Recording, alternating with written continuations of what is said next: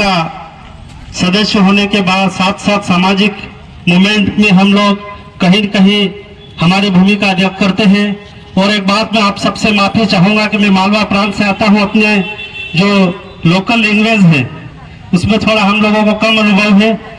हम मालवा से आते हैं तो मैं इसे करके तो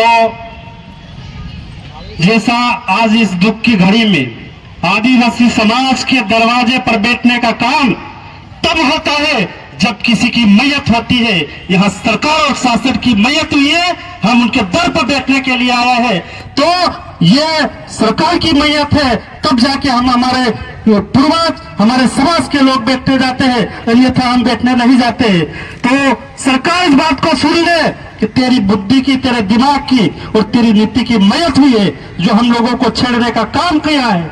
आज जिस प्रकार से जहां जहां आदिवासी बहुल क्षेत्रों में हम लोगों को टारगेट करके, आज इतिहास इस बात का गवाह है कि जहां जमीन बची है वहां आदिवासी बचा है, और अन्यथा जहां जमीन नहीं बची है वहां आदिवासी का नाम लेने वाला नहीं है। कई ऐसे प्रांत है जहां आदिवासी नाम भी नहीं, लेकिन जो आदिवासी बहुल डिस्ट्रिक्ट है, क्षेत्र है, अनुसूचित क्षेत्र है, वहां पर इस प्रकार से खदेड़ करके, तितर बितर करके, उनकी जनसंख्या को कम करके, वहां का जो पॉपुलेशन जो गाइडलाइन है उसको कम करके उसको अनुसूचित क्षेत्र से बाहर करने का एक बहुत बड़ा षड्यंत्र ये भाजपा और आरएसएस की सरकार करने जा रही है। यह बात हमको समझना पड़ेगा। हमारे बदनावर क्षेत्र में 1563 हेक्टेयर का एक पीएम मित्र टेक्सटाइल नाम का जो प्रोजेक्ट आया था, हम आप सबकी सहयोग से हमने वहां पे लड़ाई लड़ी थी, लेकिन हम लोगों को गिरफ्तार कर दिया, बंद कर दिया, और उसके बाद में जबरन तरीके से मशीनें चालू कर दी। और कुछ उसमें अपने जो दलाल किस्म के जो लोग हैं, जो टंटिया मामा को बढ़वाने का काम करे, ऐसे गद्दार भी थे जिनकी बदौलत हमारी जो वहां की जमीन भी चली गई। तो हमको ये तय करना पड़ेगा कि सदन में बैठा हुआ, इस मैदान में बैठा हुआ प्रत्येक व्यक्ति आपका हितैषी है कि नहीं है, और इस क्षेत्र का जो प्रतिनिधित्व कर रहा है वो व्यक्ति भी हमारा हितैषी है कि नहीं है। जो यहाँ का जो अनुसूचित जनजाति मोर्चा का जो बड़ा भारी पागला बांध के नेतागिरी करता है, उसके मुंह से कोई शब्द तो निकल रहा है कि नहीं निकल रहा है, यह बात भी हमको सोचना पड़ेगी। और ऐसे लोग जो हमारी बात को नहीं उठाते हैं, जो सदन से लेकर सड़क तक हमारे साथ में नहीं होते हैं, उन लोगों को भी सबक हम लोग युवाओं को लगाना पड़ेगा। जैसा बांसवाड़ा, डूंगरपुर, अन्य प्रांत में हम लोग उनको धड़े लगाते आ रहे हैं, और वो दिन दूर नहीं है।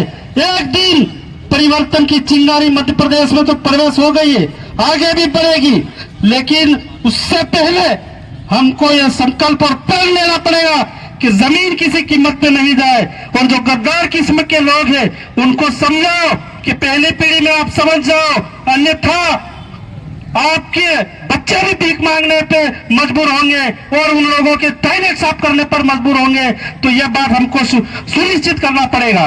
आगे जो नियम कायदे की बात कर रही है, यह जो सरकार है पूरी तरह से संविधान विरोधी है। ये सुप्रीम कोर्ट के माध्यम से कहलाती है, कभी कभी मोहन भागवत के मुंह से कहलाती है कि रिजर्वेशन पर समीक्षा होना चाहिए। क्यों समीक्षा होना चाहिए मोहन भागवत? तेरे बाप ने दिया क्या रिजर्वेशन कि उस पर ऊपर समीक्षा होना चाहिए? समीक्षा क्यों होना चाहिए? जब 70 साल में हम लोगों को यहाँ पर आने का मौका मिला, जब मंच पर हम आप इस प्रकार की हमारी बात को रखने का हम लोगों को मौका मिला, तब जाकर आप समीक्षा करने की बात कर रहे हो। तो ये जो पूरी तरह से आदिवासी की दुश्मन सरकारें हैं, जो रन्नी की तरह खेल करके हम लोगों को तितर बितर खत्म करने का षड्यंत्र रच रही है, इन्हीं बातों को हम लोगों को समझना पड़ेगा। बहुत सारी बातें बहुत वक्ताओं ने आपको हम सबको बताई है। इन्हीं शब्दों के साथ मैं अपनी बात को यही विराम देता हूं। धन्यवाद।